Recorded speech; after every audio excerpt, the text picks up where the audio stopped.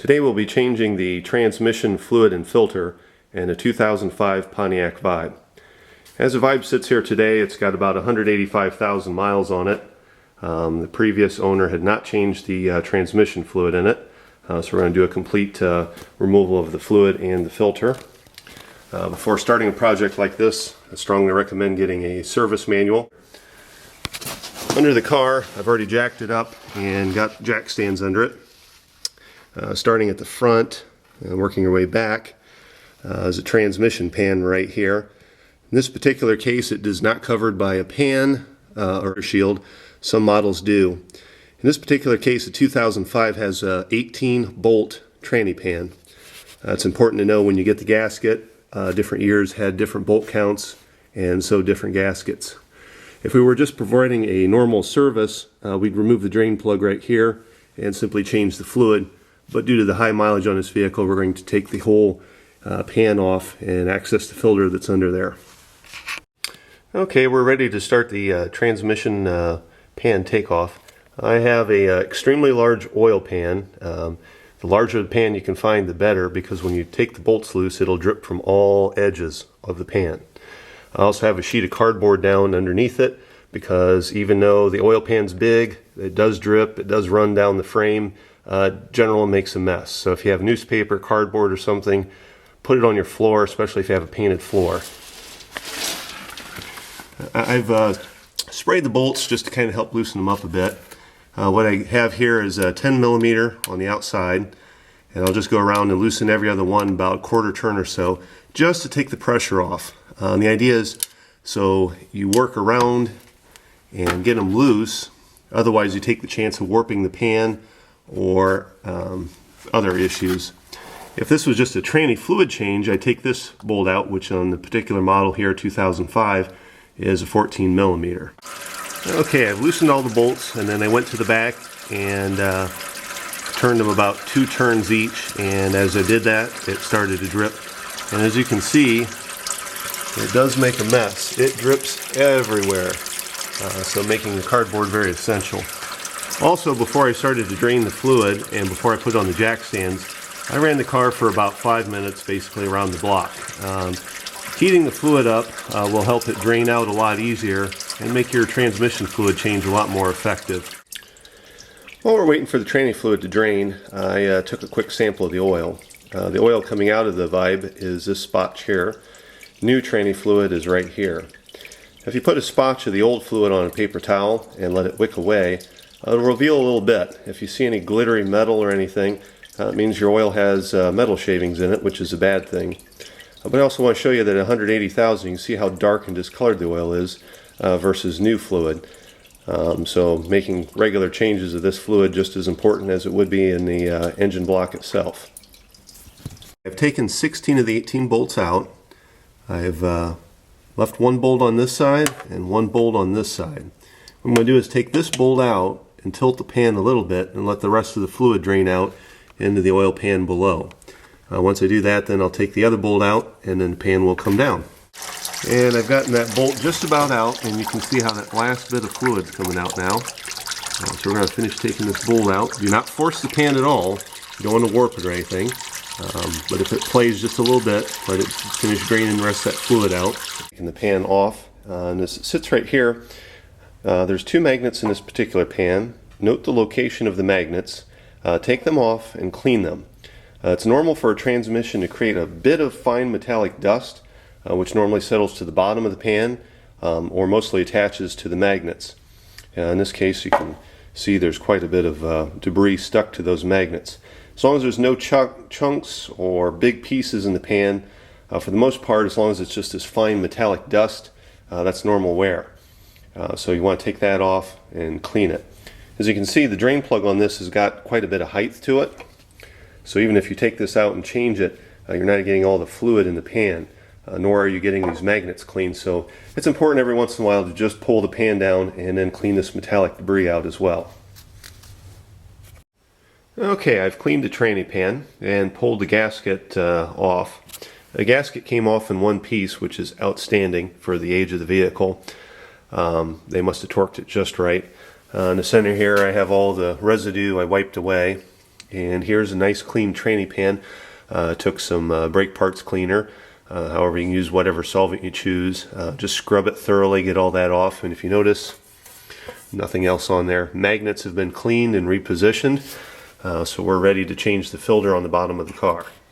In this particular case, it's held on by three 10mm bolts. So I'm going to take these loose, and some more fluid will probably drain out, which it will there. As you can see, it is very dark fluid, almost as dark as used motor oil. That's a very bad thing, but for the age of the vehicle, we'll see what we can do. You can also see that over here is the dipstick hanging down, and also to be careful, these are the electric controls for the transmission, so you don't want to bump those. Okay, I've got the filter off, and we pull it down. You want to check to make sure that the gasket came away from the particular lip right here, and it came off intact, which is excellent. You also want to inspect the inside and the screens on the bottom. Again, looking for large metal pieces, which is a bad sign, but important to do. In this particular case, just some more fine, basically metal dust, which is normal. So we're going to go ahead and get our tranny kit ready. Okay, we've got our tranny filter kit here, and we're just going to unbox it here and verify that everything's right. So we got your gasket and the filter. So we're going to unpackage that and get that set up. The big thing is you want to take the gasket, and if you have the time to do so, take it out, lay it flat, and if you can do it overnight, possibly set something, book or something on it, help flatten it out. The flatter you have it, the easier it'll go back on the car. Okay, I've put the filter back in place with the 3 bolts. Note that these on this side, the 2 are shorter than this one right here. So make sure you put the bolts back in the proper order, and then go ahead and torque it down to recommended specification. Now we want to inspect the edge here, make sure there's no dirt, no debris, make sure the old gasket came completely away from all the edges. It's also a good time to inspect any bolts, check for any defects or anything else you can see, and then it's just a matter of taking the pan and gasket and reattaching it, lining up the gasket, and starting a couple of bolts. I've moved the oil pan out of the way and put all the bolts in, and I haven't tightened them anything. I just want them loose, and then go around and check to make sure that the gasket is properly aligned around the pan, and that all the clearances for the bolts are good within the gasket. And then from there, tighten it down, not tight, but tighten it down in kind of like a crosshatch pattern, like you would tightening the lug nuts on a tire, corner to corner, and so on. The idea is you want to make the pan flat and also allow the gasket to properly engage both pieces of metal. If you start at one end and just tighten all the way around, it does put stress on the pan and the gasket, and it may not properly seat. So just kind of work back and forth around it till you get the bolts snug, and then you'll torque them down. 48 inch-pounds, not foot-pounds, but inch-pounds, which is about 4 to 5 foot-pounds, so not much at all. And when I took it off, these bolts didn't take much effort to get off, so don't over-tighten them, because they will strip out the threads in the tranny, and then once you do that, it leaks because there's nothing to keep the oil pan up. So about 48 inch-pounds, and you should be good. With the tranny pan completely reinstalled and everything looking good, it's a prime opportunity while you got the jack stands under the car to check your joints, brake lines, anything else under the car that you might see needing some effort. In this case, we see a little surface rust and things like that. Good opportunity to check that, make sure everything's mechanically sound, and any other preventative maintenance you want. Okay, with our tranny pan bolts properly torqued, as you can see, the cardboard did its job. It caught some of the oil splatter, protecting the floor. Now we're going to move to filling it up. In this case, the dipstick and fill are the same thing, located right here next to the battery air cleaner. Just flip the catch, pull the dipstick out, and we're going to insert the funnel and fill. Capacity on the 2005 automatic is 3.2 quarts. For this application, I'm going to use full synthetic, in this case AMSOIL multi-vehicle full synthetic, and it is rated for our particular application. which is a Toyota Type 4, as the Vibe uses a Toyota drivetrain. So we're going to use this as it is rated for the vehicle and add our 3.2 quarts and see where we're at. Alright, we're ready to check the fluid. On this dipstick they did something very nice. They told you what type of oil it is. There it is, Toyota Type 4. They also put a range gauge for cool and hot transmission fluid check, which is very nice because this way you don't have to run the engine. So we're checking it under the cool.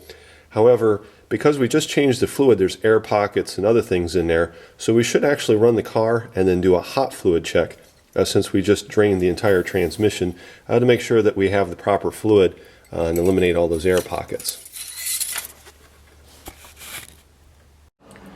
Okay, I've taken the car out and driven it and done a hot fluid check. Everything is good on the dipstick, so the fluid change itself is complete. Now, because of the high mileage on this car, 185,000, without a fluid change, and the fact that the transmission itself retains some of the fluid even though I've taken the pan and changed the filter, I'm going to run this for about 3,000 to 5,000 miles and do another change so that I get almost all the fluid changed in the transmission. And in that case, I'll just use the drain plug rather than drop the pan again. I hope this video helped you see a little bit more of the tranny fluid and filter change on the 2005 Pontiac Vibe. And best of luck to your change.